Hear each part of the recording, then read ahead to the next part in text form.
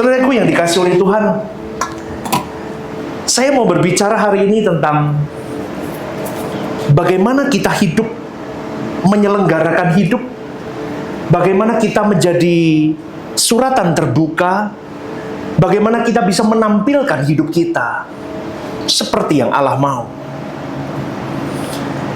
Karena tidak bisa dipungkiri, saudaraku, hubungan pribadi seseorang dengan Tuhan itu akan terdampak atau satu paket tidak bisa dipisahkan, nampak bagaimana hubungannya dengan sesamanya. Hubungan dengan Tuhan itu akan terlihat bagaimana seseorang memiliki hubungan yang baik dengan Tuhan atau tidak. Akan terlihat bagaimana mereka bersosialisasi dengan sesamanya.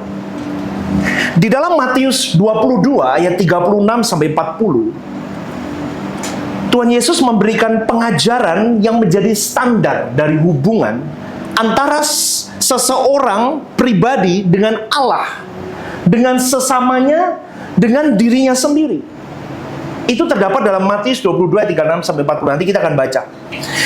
Saudaraku, bagian ini muncul dalam konteks pertanyaan seorang ahli Taurat yang mencoba menjebak Yesus hari itu.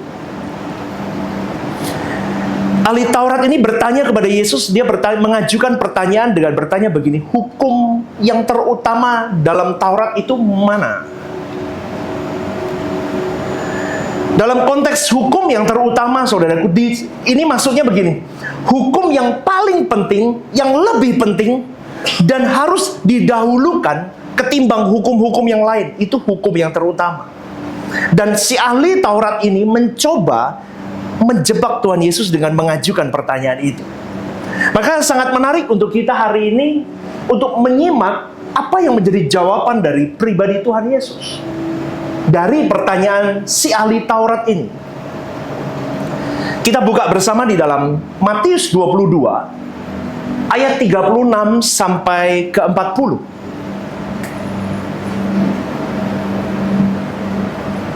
Firman Tuhan berkata begini, "Guru, hukum manakah yang terutama dalam hukum Taurat?" Jawab Yesus kepadanya, "Kasihilah Tuhan Allahmu dengan segenap hatimu, dan dengan segenap jiwamu, dan dengan segenap akal budimu." Itulah hukum, apa saudaraku, yang terutama dan yang pertama. Dan hukum yang kedua yang sama dengan itu. Kata sama di sini similar. Sama kuat, sama penting.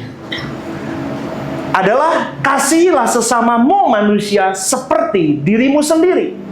Ayat ke-40. Pada kedua hukum inilah tergantung seluruh hukum Taurat dan kitab para nabi. Saudaraku, dalam penggalan ayat ini terdapat kebenaran yang sangat kuat yang menunjukkan pertalian antara hubungan seseorang pribadi manusia itu kepada Tuhan dan berimbas kepada manusia sesamanya. Ketika Tuhan berkata bahwa mengasihi Tuhan Allah dengan segenap hati, jiwa, dan akal budi sebagai hukum yang pertama dan terutama, itu mengindikasikan begini.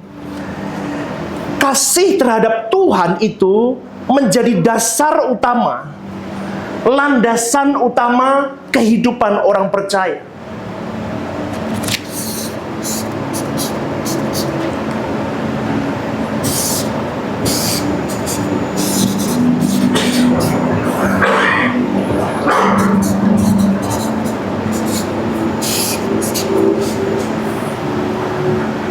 Ini landasan utama. Kenapa saya katakan ini? Ini mengindikasikan bahwa begini, kasih terhadap Tuhan menjadi dasar utama atau landasan utama kehidupan orang percaya. Kekristenan itu identik dengan kasih. Katakan amin, saudaraku. Kekristenan itu kasih. Ajaran Kristus itu adalah kasih. Bapa Elohim Yahweh itu penuh dengan kasih. Maka kekristenan itu adalah landasan utamanya adalah kasih. Maka dari itu hukum yang pertama, mengasihi Tuhan dengan segenap keberadaan adalah tujuan paling dasariah dalam kehidupan orang percaya. Saya ulang sekali lagi. Mengasihi Tuhan dengan segenap keberadaan merupakan tujuan paling dasariah dalam kehidupan orang percaya. Saya mau gambarkan begini, saudara. Selama orang tidak bisa mengasihi Tuhan, Tuhan sudah mengasihi kita secara proporsional. Katakan amin, setuju? Ini sudah fulfill baik. Yang kesini yang trouble. Kalau kesinimu trouble, maka kesinimu sesama pasti trouble. Kalau kesinimu tidak baik, kesinimu tidak baik. Maka kembali lagi, saya mau mengingatkan kepada kita semua. Kasih yang Tuhan berikan kepada engkau dan saya sebagai landasan yang diberikan bahwa aku sudah mengasihi dirimu. Maka saat ini berjuanglah di dalam kesadaranmu, di dalam nalurimu, di dalam segala hal yang kutitipkan dengan pikiran, perasaan, kehendak, semua. Kau harus punya kasih yang berkualitas.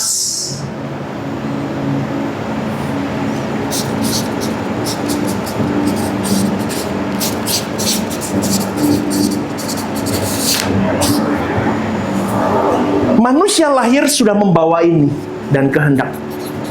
Ini udah berkali-kali ya saya simpulkan. Ini coba buka Yakobus 3 ayat 9, saudaraku. Coba tayangin Yakobus 3:9. Bisa nggak tayangin? Oke. Saya akan ajarkan ada perbedaannya. Yakobus 3 ayat yang ke-9. Saya akan bacakan saja. Dengan lidah kita memuji Tuhan, Bapa kita. Dan dengan lidah kita mengutuk manusia yang diciptakan menurut rupa Allah. Kata rupa Allah di sini, saudaraku, ini lebih kepada selem.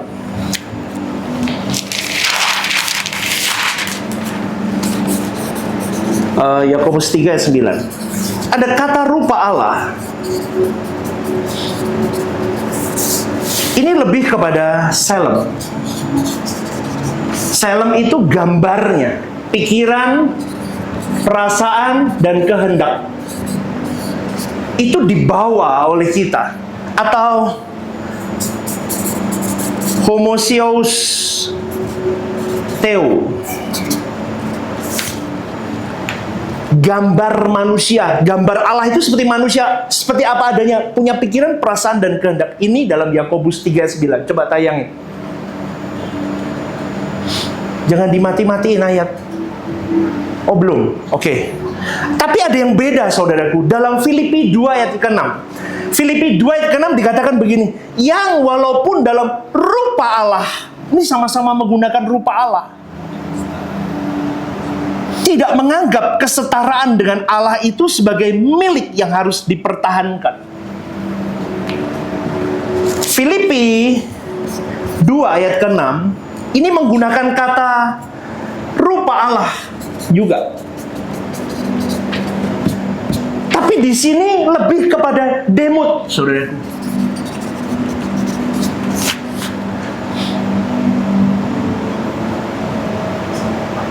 Lebih berpikir kepada bagaimana berkualitas pikiran, perasaan, dan kehendak ini.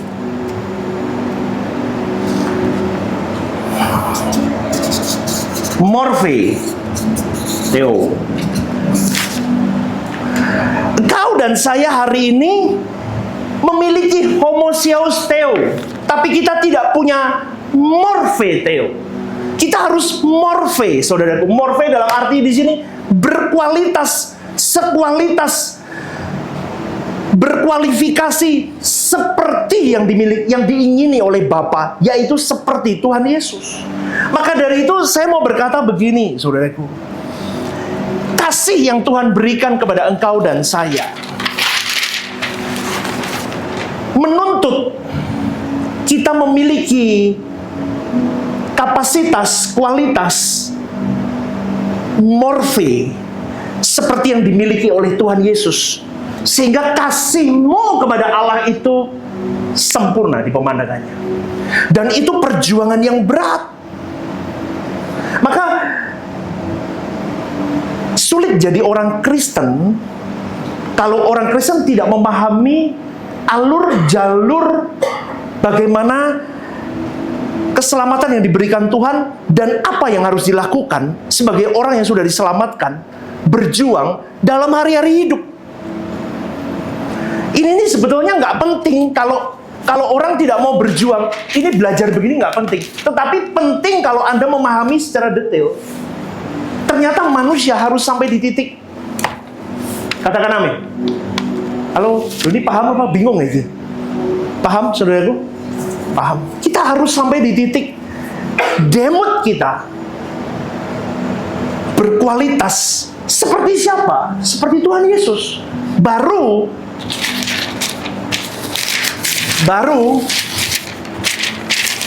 bagus. Kalau demut kita berkualitas, otomatis, saudaraku, kasihmu kepada Bapa klimaks.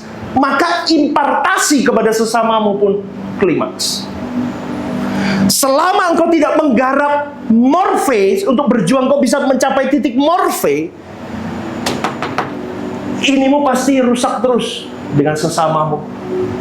Dan orang yang paling kasihan adalah orang-orang yang berada di dekat. Orang terdekatmu yang paling kasihan. Dia akan mengalami banyak luka karena pribadimu ini tidak berubah. Karena orang membawa kebenaran, belajar kebenaran, belum tentu mau berjuang, masuk, mengenakan, melakukan, berjuang, jatuh bangun untuk mengasihi Tuhannya dengan benar. Ini lapangan, saudaraku. Bahkan pendeta yang katam begini pun bisa tidak mengasihi Tuhannya. Karena semuanya hanya berhenti di dalam akal. Ketika Tuhan berkata, kasih Tuhan Allahmu dengan segenap hati, segenap jiwa, segenap akal budi, itu mengindikasikan begini, saudaraku. Kasih terhadap Tuhan itu menjadi dasar utamamu, landasan utamamu yang tidak boleh dialihkan perhatianmu untuk hal yang lain.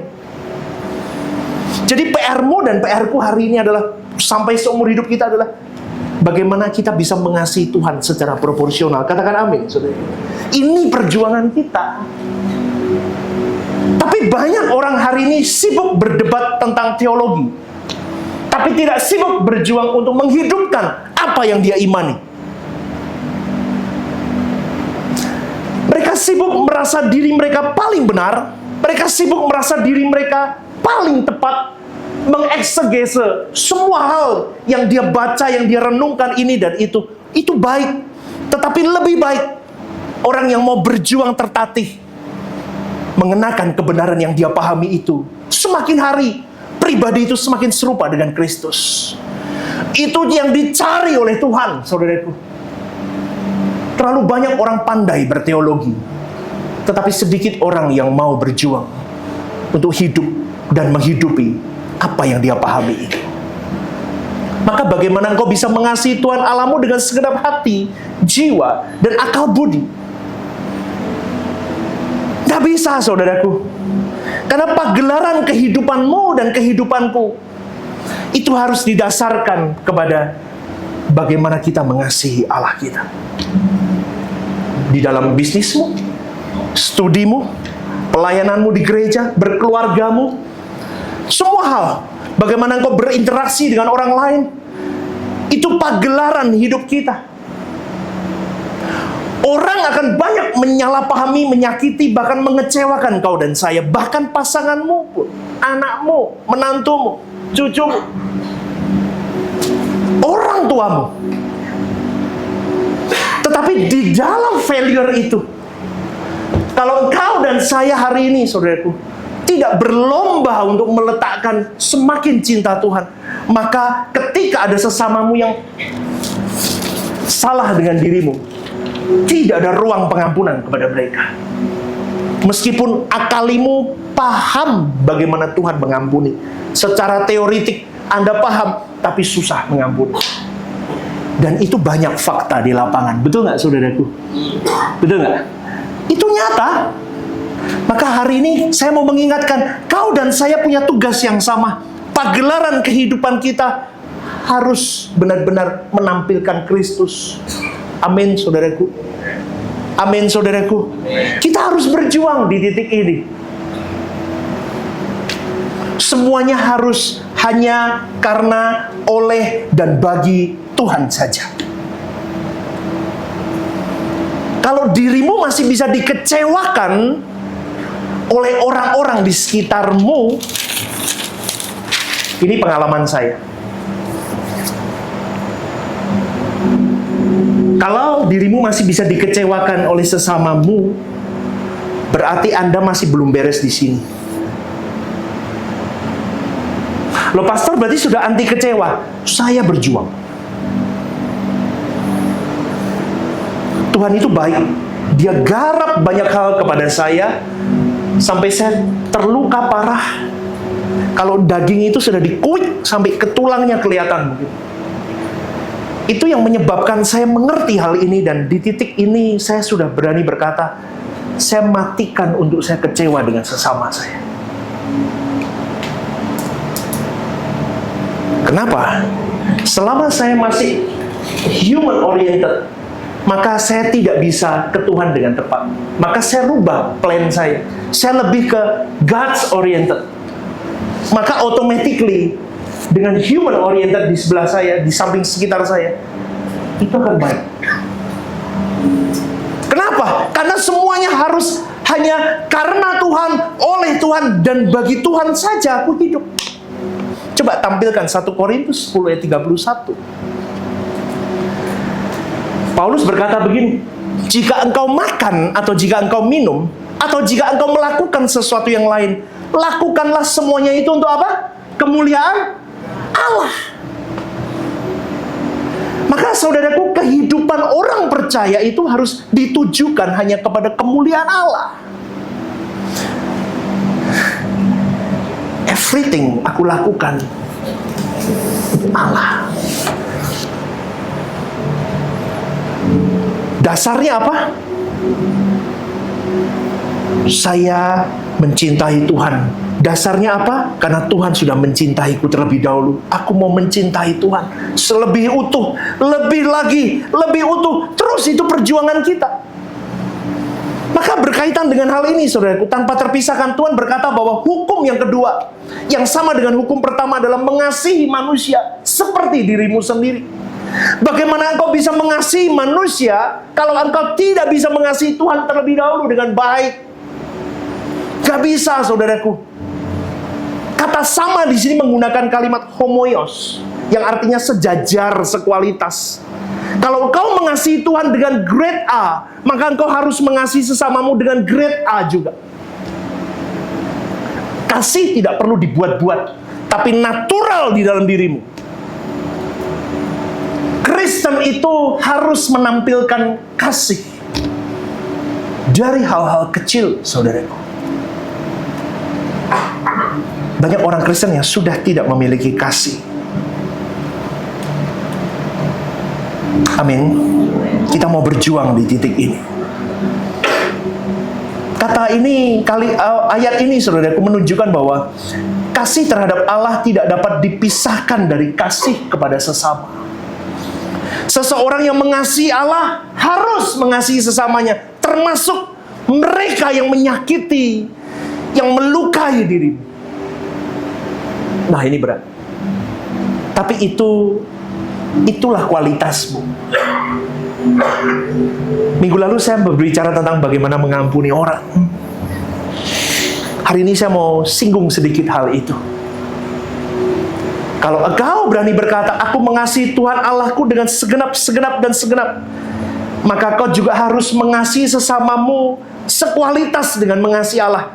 Apapun yang dilakukan oleh sesamamu terhadap dirimu, melukai seperti apapun, mengecewakan seperti apapun, kau bisa berkata, aku mengampuni mereka tanpa syarat. Halo, amin. Itu hal yang sulit, tetapi itu hal yang ditunggu oleh Bapa kita. Itu kualitas kita. Kasih terhadap Allah itu dicerminkan melalui kasih yang tulus kepada sesama. Dengan kata lain, kasih yang tulus terhadap sesama itu dapat terpancar ketika seseorang mendasarkan kehidupannya kepada kehidupan yang mengasihi atau melakukan segala sesuatunya untuk Allah. Ketika engkau berbuat baik kepada sesamamu, ketika engkau melakukan sesuatu yang baik kepada sesamamu, bukan untuk kembali kepada dirimu, tetapi engkau lakukan semuanya itu untuk kepentingan Allah itu sendiri. Jarang loh hari ini orang yang masih berpikir untuk memikirkan perasaan Allah. Karena kasih terhadap Allah akan mengubah dan menggerakkan kasih seseorang terhadap sesamanya. Maka tidak bisa dipungkiri, saudaraku, kasihlah Tuhan Allahmu itu yang pertama. Maka semuanya akan berubah. Sampai kau bisa berkata, bagaimana rasanya dendam kepada orang. Kau tidak punya rasa dendam lagi. Semakin orang menyakitimu, semakin belas kasihanmu keluar. Kalau Anda sudah sampai di titik itu, Anda di pathway yang benar. Tapi kalau Anda belajar duduk kebenaran di sini dan semakin ada orang yang menyakiti Anda, semakin Anda berjuang untuk menghabisi orang itu, berarti Anda masih belum ada di pathway yang benar. Itu mudah kok, bisa dilihat bagaimana caramu memperlakukan orang di bawahmu. Bagaimana caramu, jangan orang yang menyakiti dulu, orang di bawahmu dulu. Bagaimana Anda memperlakukan mereka? Bagaimana Anda memberi barang kepada mereka? Bagaimana Anda menghargai, memanusiakan mereka? Maka saya pernah tulis dalam satu quotes di dalam story Instagram saya. Itu malam-malam, saudaraku. Waktu kemarin, waktu nemenin istri saya berobat, saya tulis begini. Kalau hari ini Anda belajar agama, dan segala kebenaran di dalamnya yang Anda anggap benar, tetapi di dalam kebenaran itu, Anda bermusuhan dengan orang, bertengkar dengan orang, ribut dengan orang, maka letakkan semua ajaran itu, skip dulu, dan Anda belajar dulu bagaimana memanusiakan manusia. Kenapa, saudaraku? Kau tidak akan pernah menjadi terang dan garam, kau akan menjadi batu sandungan untuk banyak orang. Orang muak, Anda posting gereja, Anda posting ayat, Anda posting quotes-quotes rohani, tapi kelakuanmu tidak pernah menunjukkan kau menghidupi semua yang kau tampilkan di dalam quotes rohanimu itu.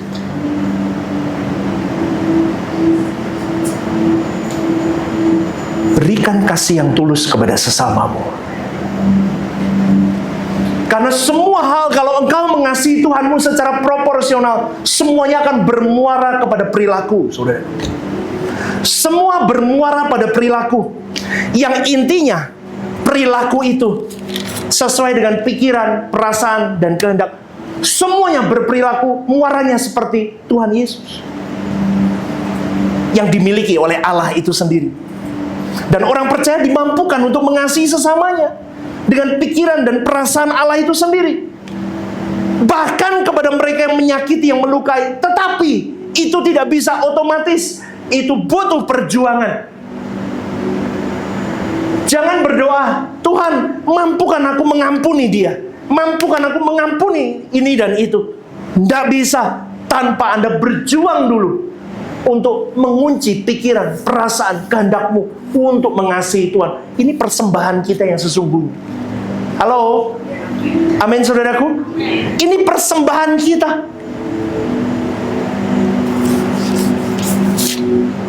Persembahan sesungguhnya adalah hidupmu ini. Ini melingkupi hidup. Maka Tuhan Yesus berjuang di titik ini. Dia mempersembahkan segalanya dalam hidupnya, pikiran, perasaan, dan kehendaknya.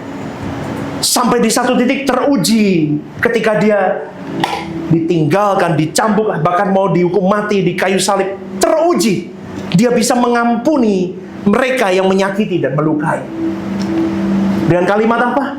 Ampuni mereka, Bapa, karena mereka tidak tahu apa yang mereka perbuat. Itu ujian dan ada hasil, dan itu dipercontohkan kepada engkau dan saya. Itulah sebabnya maka saya katakan, kualitas hubungan seseorang dengan Allah dan sesama tidak bisa dipisahkan. Bagaimana seseorang menjalin relasi dengan Allah dalam pengampunan pasti mempengaruhi relasinya dengan orang lain. Dia menyadari betapa buruknya hidupnya, betapa bejatnya hidupnya, tetapi dia tahu Allahku sudah mengampuniku tanpa syarat. Kenapa aku bersyarat mengampuni orang yang bersalah kepada diriku? Jadi orang itu yang baik, saudara. Jadi orang itu yang benar hidup. Kalau Anda tidak mau, kita tidak boleh di standar ini. Nih ya, dengar baik-baik, saudara.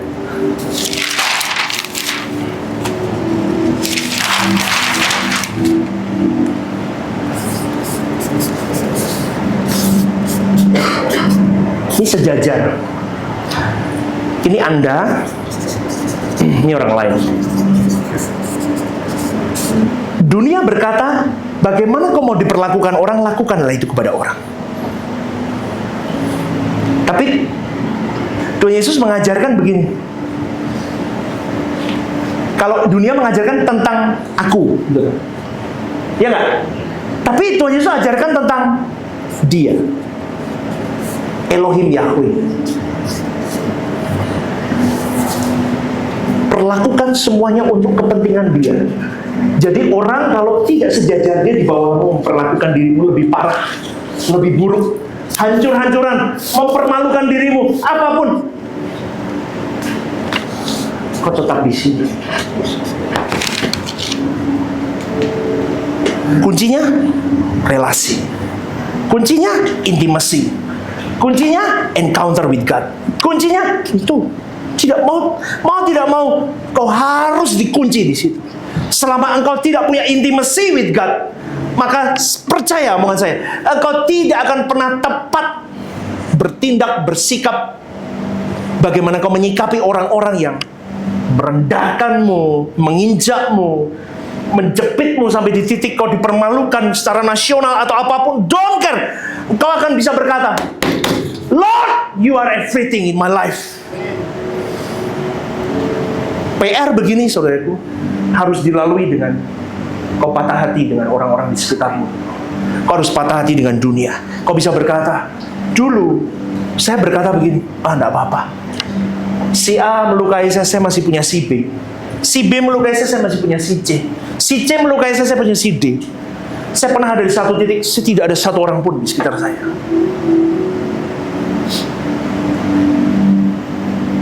Seperti Stefanusnya, I'm alone, my Lord. Tapi hari ini saya berkata, terima kasih karena itu. Kalau nggak karena itu, saya tidak bisa mengerti. Fokusku harus Dia. Kalau seseorang, saudaraku dengar baik-baik, menjalin relasinya dengan Allah itu oportunis. Aku berikan ini untuk Tuhan memberkati aku lakukan ini supaya Tuhan menjawab doaku. Dengar baik-baik ya, itu oportunis. Urusannya tentang kebutuhan jasmani, kesembuhan, ini dan itu. Biasanya dia dengan sesamanya pun oportunis. Halo? Kalau sama Tuhan aja oportunis, orang begitu, pasti sama sesamanya juga oportunis. Apa yang bisa kumanfaatkan dari orang ini? Kalau orang ini tidak bisa kumanfaatkan, maka perlakuannya pun tidak baik. Anda tahu kebenaran, Anda cek dirimu. Anda begitu nggak sama orang? Kalau orang itu sudah tidak menguntungkan, manisnya sudah nggak ada sama dirimu, Anda masih berlaku baik, tetap baik, atau berkurang kadarnya? Saya di titik itu, saudaraku, ketika ada jemaat atau siapapun yang menabrak saya di belakang, saya berjuang untuk itu. Saya nggak boleh berkurang. Kalau Tuhan, sampai saya berdoa, kalau ada kesempatan Tuhan, orang-orang yang sudah pernah begitu sama saya, izinkan kembali ke sini. Saya mau peluk dia. Kadang saya WA, kadang saya DM orang itu. Hanya sebatas itu, saya nggak bisa lebih mendoakan. Tapi saya berdoa kepada Tuhan, kadarku masih sama nggak? Mungkin 2 tahun yang lalu, 3 tahun yang lalu, saya benci banget sama orang ini. Hari ini bagaimana? Ternyata sudah tidak ada benih-benih benci, tetapi saya sudah lebih kepada mengampuni, mendoakan. Nah, itu Anda cek, bagaimana dengan dirimu? Orang yang pernah ambil uangmu, orang yang pernah mempermalukan dirimu. Maka konsepmu bertuhan harus benar. Kalau konsepmu bertuhan salah, maka rusak semuanya. Konsep dan hubungan kita terhadap Allah sangat menentukan bagaimana kita menggelar kehidupan di tengah-tengah dunia. Maka dari itu, saudaraku, setiap orang percaya harus memperbaiki konsep relasinya dengan Allah. Kamu bertuhan hari ini, Anda bertuhan hari ini untuk apa? Memberi atau meminta? Anda bertuhan hari ini menuntut atau memberi dirimu untuk dituntut untuk kepentingannya? Kalau orang berani sudah tidak egosentris, dia sudah teosentris, beda, saudaraku. Itulah sebabnya kita harus punya relasi dengan Allah yang tanpa syarat, tanpa batas, mengingat Dia sudah mengasihi kita terlebih dahulu. Itulah sebabnya kita pun harus mengasihi sesama kita tanpa syarat, tanpa batas. Mereka mau melukai kita model apapun, aku tetap mengampuni. Karena mengampuni adalah gaya hidup orang percaya. Amin, saudaraku. Amin, saudaraku. Gaya hidup kita adalah mengampuni. Orang mau lakuin apapun, aku mengampunimu. Dan ketika orang percaya menjadikan pengampunan sebagai gaya hidup yang selalu dikenakan dalam hari-hari hidup, disitulah manusia itu berjuang untuk mencapai morfe, menggenapi rupa Allah dalam hidupnya. Berjuanglah, saudaraku. Tapi dimulai dengan kualitas yang indahmu bersama dengan Tuhan. Setiap tarikan nafasku untukmu, Tuhan. Lagu itu mengarah ke sini. Setiap detak jantungku bagimu. Setiap denyutan nadiku untuk-Mu Tuhan. Katakan, semua milik-Mu. Yuk diulang dari awal, katakan. Setiap tarikan nafasku untuk-Mu Tuhan. Setiap detak jantungku bagi-Mu. Setiap denyutan nadiku untuk-Mu Tuhan. Katakan, semua milik-Mu. Tuhan alasanku hidup.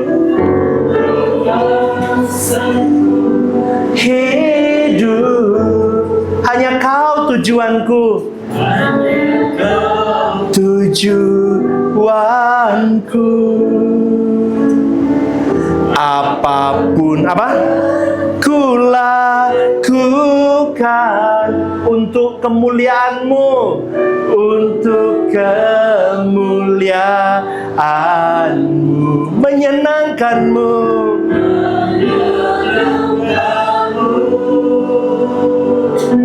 Kita dituntut, saudaraku, menyenangkan-Mu. Kita tuntut diri kita sendiri juga.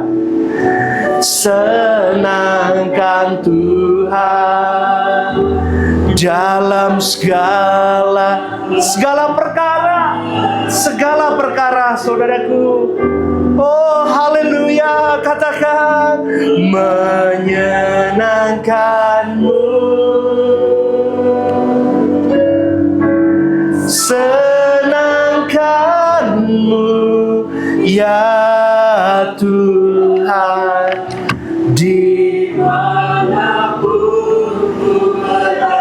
dimanapun ku berada, senangkan Tuhan. Coba, lagu-lagu ini ya saudaraku, sebetulnya membawa kita kepada teosentris. Jangan asal nyanyi, lagunya enak, tapi Anda mulai resapi per kalimat. Renungan pagi, renungan malam, khotbah-khotbah yang saya sampaikan, itu saya bawa kepada kita semua, kepada teosentris. Saya rindu kalian semua.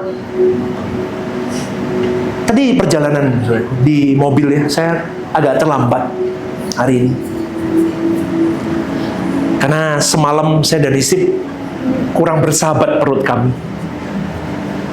Kecapean mungkin. Kita baru pulang kemarin. Di jalan tadi saya di dalam racing, buru-buru mau jalan di rel kereta api begitu ya. Saya tiba-tiba istri saya ngomong, bentar lagi kita umur 50 ya, 8 tahun lagi. Iya ya, 8 tahun itu nggak lama, saudaraku.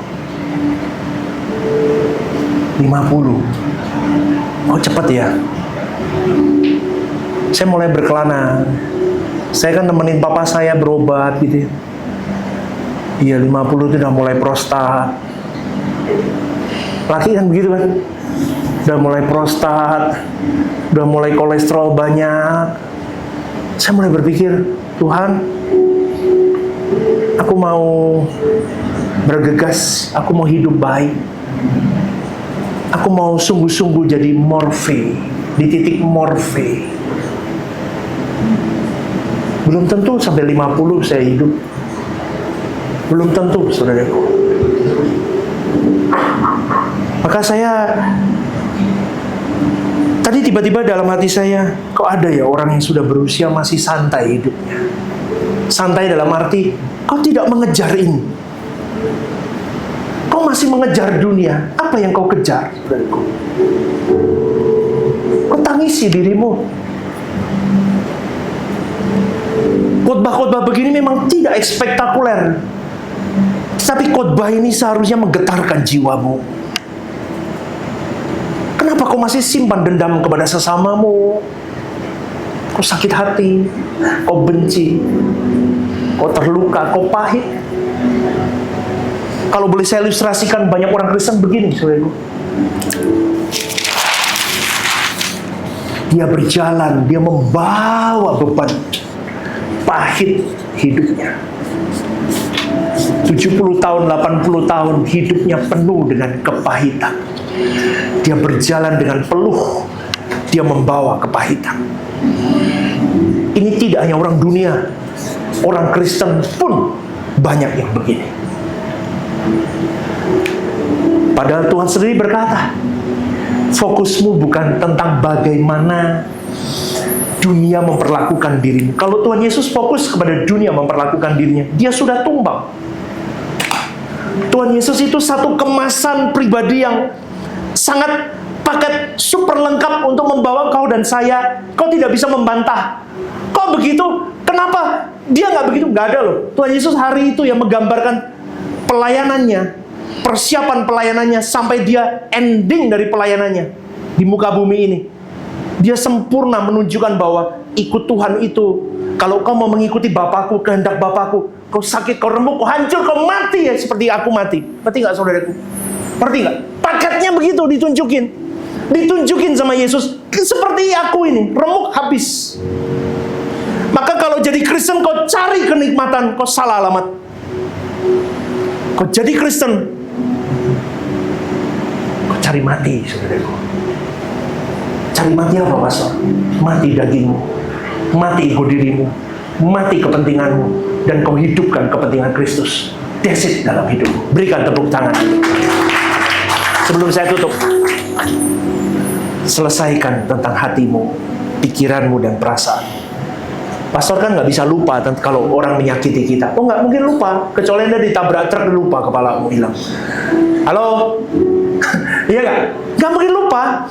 Tapi Anda bisa testing every time in your life. Ketika kau mengingat orang yang menabrak dirimu,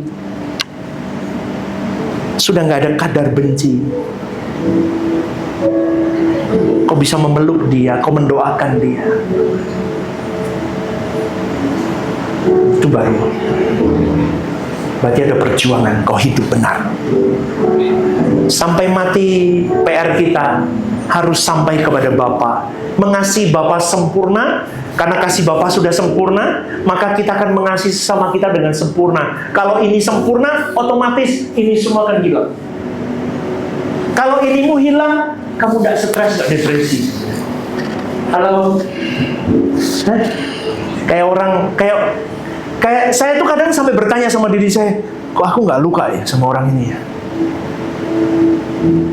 Saya kadang bertanya, ini jujur saudaraku, saya bertanya, kok ini bukan kayak aku ya? Diriku yang dulu mana ya? Saya kadang kayak orang gila loh, saudara. Itu bertarung dalam diri saya, kok aku nggak begitu ya? Dulu aku nggak begini nih. Tapi itulah ikut Tuhan. Dan itulah yang seharusnya. Pastor Stephen Lim, oke hari ini, oke, tapi belum tentu saya sampai ending in my life, saya masih oke loh. Berarti perjuangan itu terus. Itu kerja, kata kerja, aktif, dan harus diusahakan. Kumpulkan hartamu di surga. Ketika kau mengasihi orang, kau mengumpulkan harta. Ketika kau mengampuni, kau mengumpulkan harta. Ketika kau disakiti, kau tidak membalas, kau mengumpulkan harta di surga. Ketika ini dan itu yang mengecewakan dirimu, engkau tetap fokus kepada Elohim Yahweh, maka engkau sedang mengumpulkan harta di surga. Siapa yang mau berjuang bersama dengan saya? Angkat tangan, berikan tepuk tangan untuk Tuhan.